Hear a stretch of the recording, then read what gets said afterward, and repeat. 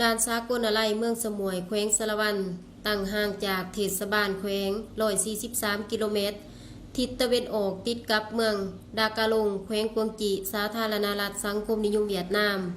ทิศตะวันตกติดกับเมืองสมวยทิศเหนือติดกับบ้านอะเลาะทิศใต้ติดกับบ้านอะแดงโกตายและมีการประกาศด่านประเพณีแห่งนี้เป็นด่านสากลขึ้นอย่างเป็นทางการในปี 2014 ด่านดังกล่าวมีประชาชนพลเมืองจาก2 ชาติ 2 แขวง 2 ประเทศเวียดนามลาวและบรรดาแขวงที่ใกล้เคียงก็มีการไปมาหาสู่แสดงให้เห็นเกี่ยวกับการแลกเปลี่ยนสื่อขายรวมกันนอกจากนั้นก็มีการเข้าออกประตูด่านด้วยการปิดปัวสุขภาพการไปมาหาสู่เยี่ยมยามญาติพี่น้องในยามงานบุญประเพณีของท้องถิ่นท่านพันโทหินเพชรเอ็นซีทเสนห้องด่านสากลอะไรให้ฮู้ว่าคณะพักด่านซุ้มใส่การศึกษาอบรมทางด่านการเมืองแนวคิดให้กับสมาชิกพรรคมหาชนนำเอาเอกสารต่างๆแต่ละคันนำมาเผยแพร่เสริมซึมให้นายและพลตำรวจของตนได้ฮู้แจ้งด้านระเบียบวินัยแนวทางนโยบายของภาครัฐเพื่อนำไปพันขยายให้กับประชาชนบรรดาเผ่าที่ต่างบ้านเฮือนเรียบตามชายแดนรับรู้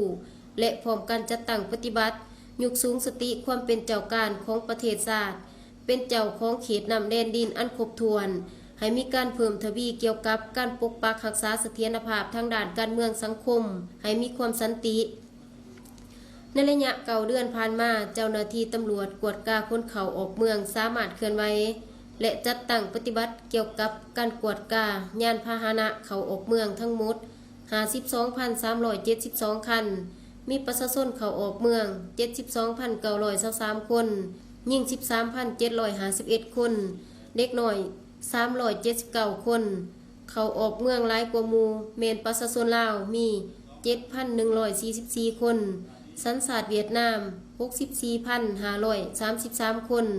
รัสเซีย729 คนเยอรมันอังกฤษ42 คนฟิลิปปินส์29 คนและสัญชาติอื่นๆห้องด่านสากลอะไรให้หูตื่มอีกว่าจากนาเวียกลักที่ได้ซุ้มใส่การกวดกาพาหนะและพลเมืองก็สามารถกักตัวกลุ่มคนกระทำผิดในฐานซ่อนเสื่องยาเสพติดไว้ในรถผู้เกี่ยวและได้จัดส่งคดีดังกล่าวให้ภาคส่วนที่เกี่ยวข้องเป็นผู้ดำเนินเฉพาะทิศทางต่อหน้าใน3 เดือนถ่ายปีนี้คณะพักด่านสากลจะได้ซุ้มใส่หนาเวียกที่สำคัญเช่นการปกปักรักษาความสงบความเป็นระเบียบเรียบร้อยตามบริเวณชายแดน